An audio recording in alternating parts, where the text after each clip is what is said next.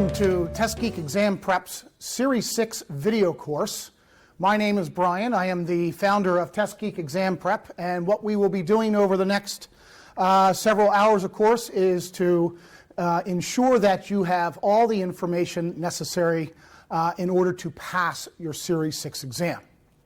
First thing I'd like to discuss, of course, is the content, what you expect to see on the test, what it looks like, how it feels, and how you should answer the test questions.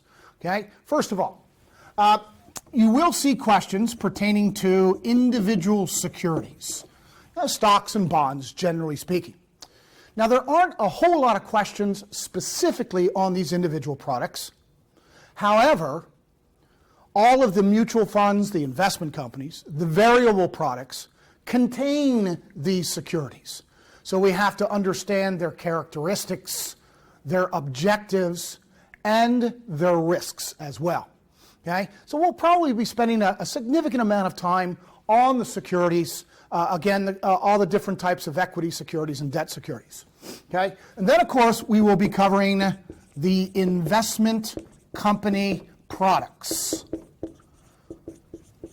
This is what your test, this is what your license allows you to sell.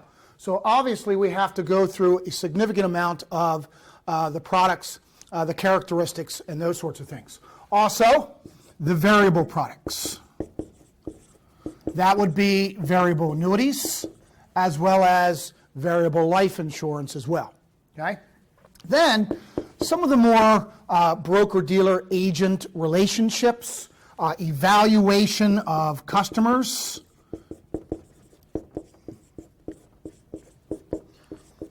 This will also, of course, include suitability questions.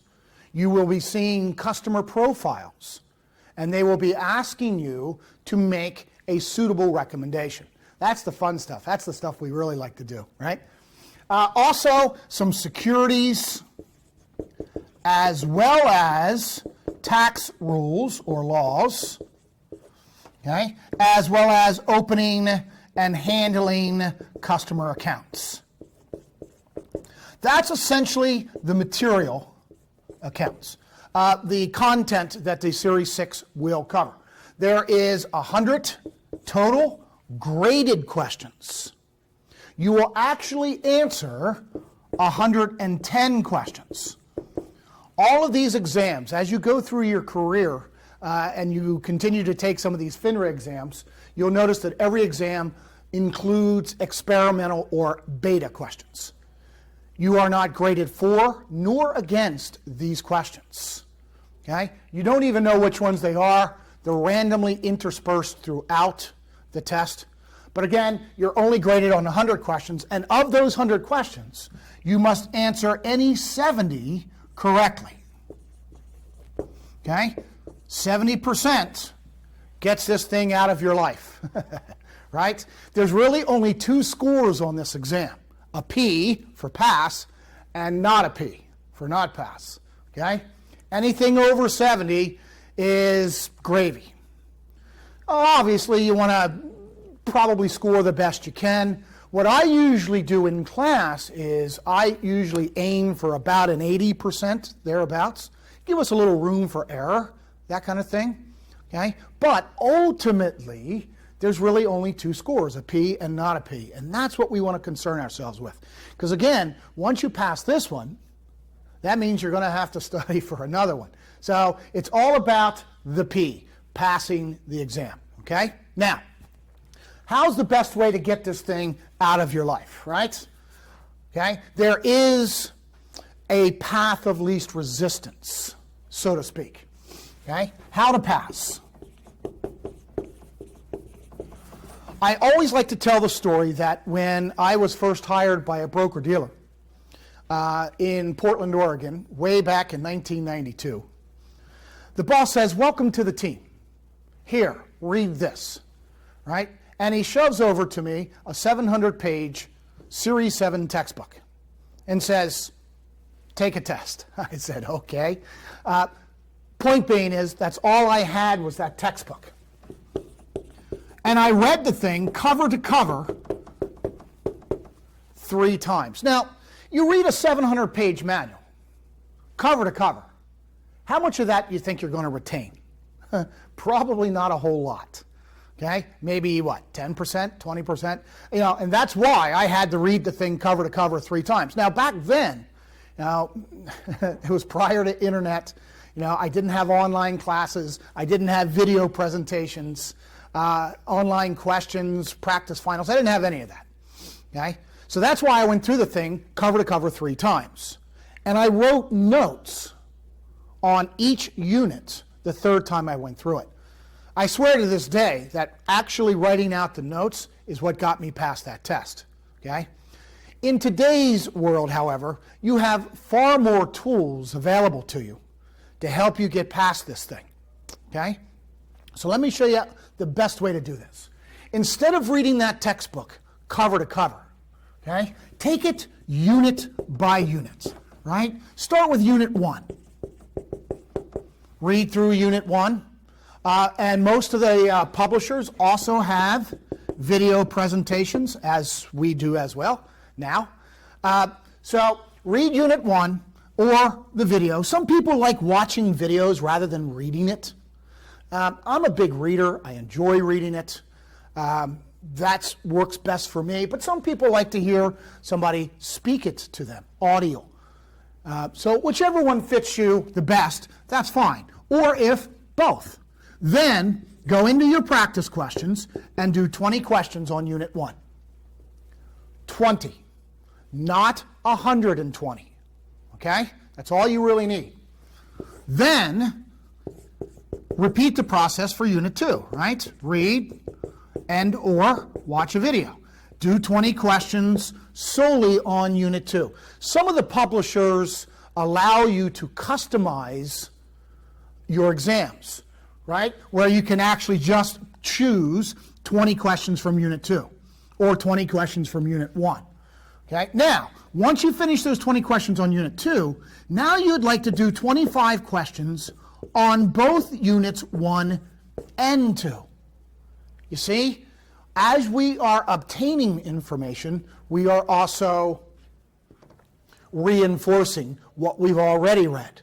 So we just slowly build 1 unit at a time while reinforcing at the same time. So then, once you complete Unit 2, of course, you just repeat it.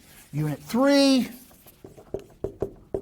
read, watch the video, 20 questions on Unit 3, and then 30 questions combined on Units 1 through 3.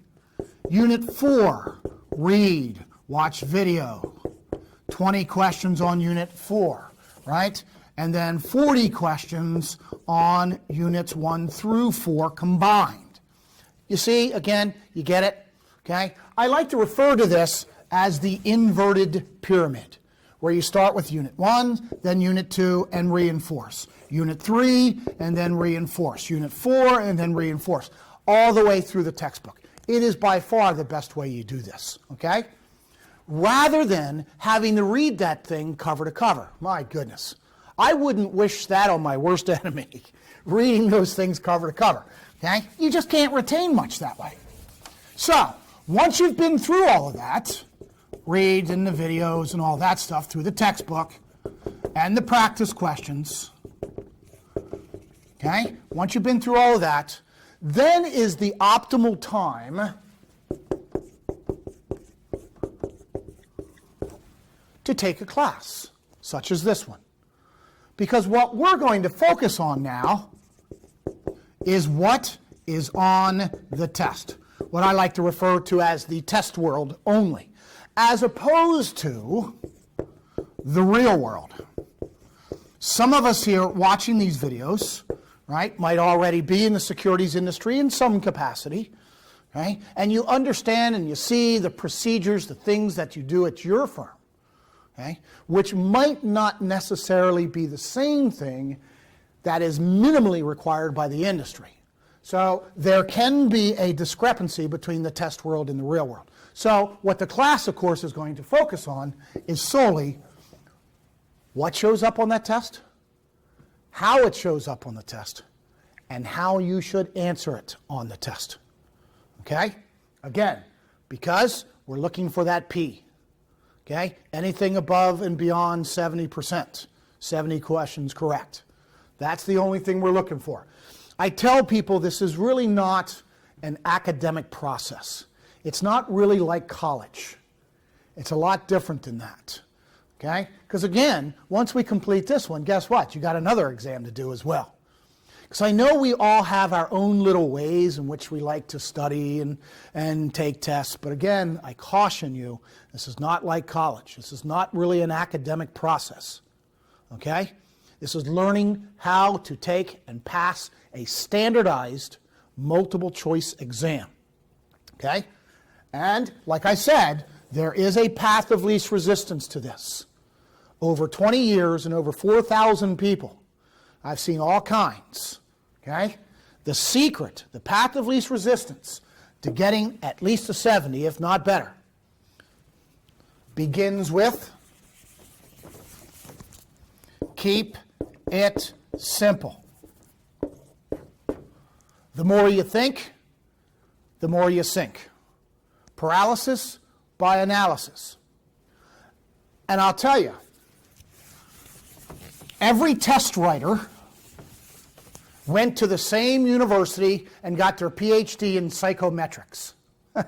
That's what they call. There's actually degrees in test writing, believe it or not. Okay? So there is a standard structure to multiple choice exams. And I tell people, no matter which one of these exams you're taking, okay, there is a set process. Knowing how to take this test can easily be the difference between a 68% and a 78%. And that's what we have to understand. Just knowing how to take this test, how to take a standardized multiple choice exam can bump your score up by 10%. Okay? So it's really important. Now, all standardized multiple choice exams are linear. An easy way to explain that is 2 plus 2 equals 4. That's the linear structure in which all multiple choice exams are created. However, the variables are often hidden amongst superfluous, distracting material. If any of you out there have already done some practice questions, you know exactly what I'm talking about, right? Some of those very twisted, tricky test questions. But ultimately what it comes down to is 2 plus 2 equals 4, right? Now, watch this. Then the answer choices will say 4, except when there's a full moon in a month ending in the letter R. And see, to the rational mind, that sounds reasonable. And you may be tempted to pick it. Okay? Then there's an answer choice that says 8. There's an answer choice that says 10. Generally, 2 of the choices you can fairly easily, readily eliminate. And it almost always comes down to 2 of them. And then another answer choice might say the square root of 16. Okay? Which, guess what? Is 4. Right? But of course your eye, your rational brain, doesn't recognize that one as readily as this one. So they're kind of trying to lure you into the wrong answer. Okay? So, to gird ourselves against this, okay? 1, keep it simple. The more you think, the more you sink. Paralysis by analysis. Okay? Step 2. Stay with what you know. 2 plus 2 is 4 no matter how you draw it up. And there's really no exceptions to that. Okay? Stay with what you know. You take the test. Don't let the test take you, luring you into one of these little rabbit holes that really sounds rationally good. Okay? Stay with what you know. You take the test. Okay? Then, once we've gone through the course, okay, you've read all the material, you've done your practice questions, you build up the inverted pyramid, you've taken a class to focus on solely what's on the test. Then, the next step in this process is to simulate the test-taking environment the best the law allows. Okay? All the publishers have pretty decent practice finals. Those that simulate the experience that you're going to encounter come test day. Okay? Now, generally, you want those practice final scores when you create them. I've created several of them. When you create these practice finals, you generally want to be within about 5% of what the student will actually score on the test, right? Because you want this to be an indicator as to where you are in the process. Okay? So I know some have simulated exams. Okay? And once you take it, it will score it for you. Let's say a 74% on the simulated. But then they'll break out that score into those different content areas: investment companies, variable products, securities and tax laws. That way you can identify what weak areas remain and then go back into your practice questions and ramp up on those weak areas. Okay? And some of these you can do multiple times. They are weighted similarly to the way the real test is as far as the content. So you can just constantly practice these finals, ramp up on your weak areas. And by that time, you should be scoring well within the 70s. Okay? If not, the 80s or 90s. Now, it's been my experience that most people don't consistently score in the 80s or 90s without starting to memorize the practice questions, and that is very dangerous. You do not want to memorize these practice questions because they're not the same as the real ones. No one, by law, is allowed to duplicate the real test questions on the real test, so they have to alter them. Now, sometimes when people go into the test center, that kind of freaks them out. Oh my goodness, I don't recognize it. That's because they've been memorizing these questions, and that's not what we want to do. We do not want to memorize these questions. Okay? What we need to know is the content. Okay? The answers and rationale to the questions is what you really want to focus on. Okay? So the simulated exams, the majority of us score somewhere in the 70s, hopefully in the 80s. And again, that should get us within about 5% of what you actually score on the real test if you're not memorizing, right, your practice questions. Okay? That, my friends, is the best way to do this. For most of us out here, the Series 6 exam is the first FINRA exam, first securities exam you'll be taking. Okay? So all of this is kind of new to you. But once you ultimately get into that test center, you'll start seeing these test questions. Okay? And you'll see exactly what I mean.